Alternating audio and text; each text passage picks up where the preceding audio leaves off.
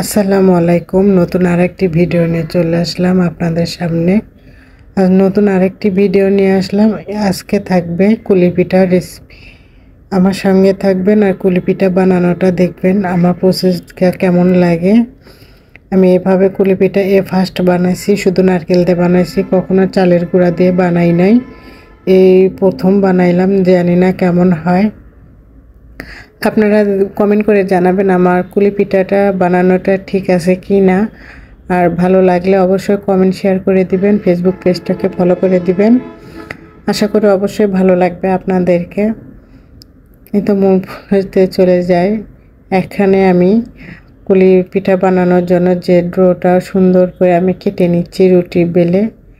এইরকম সুন্দর একটা গ্লাস নেবেন, যেটা মুখ ছোট হবে, বেশি বড় মুখ নেবেন না, তাহলে পিঠাটা বড় হবে। আমার কাছে এটা ছিল, এটা দিয়ে কেটে দেখাচ্ছি আপনাদেরকে। আমি সাজতে পিঠা বানাবো না, আমি হাতে বানাবো, এই জন্য এটা নিচ্ছি। যদি সাজ দিয়ে বানাতাম তাহলে রুটি পাশে ধরলেই আমার হয়ে যেত, তখন আর গ্লাস দিয়ে কাটতে হতো না। এই তো যাক, আমি এখন পিঠাটা মুড়াই।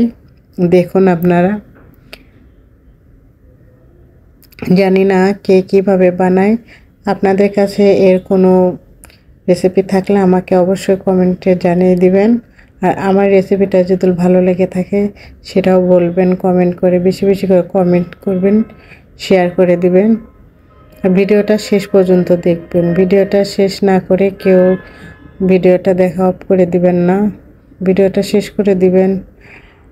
শেষ পর্যন্ত দেখে আমাকে কমেন্ট করে জানাবেন আমার পিঠার রেসিপিটা কেমন হয়েছে, কুলি পিঠাটা। আশা করি ভালো লাগবে সবাইকে। যাই হোক, সবাই ভালো থাকবেন, সুস্থ থাকবেন। আল্লাহ হাফেজ।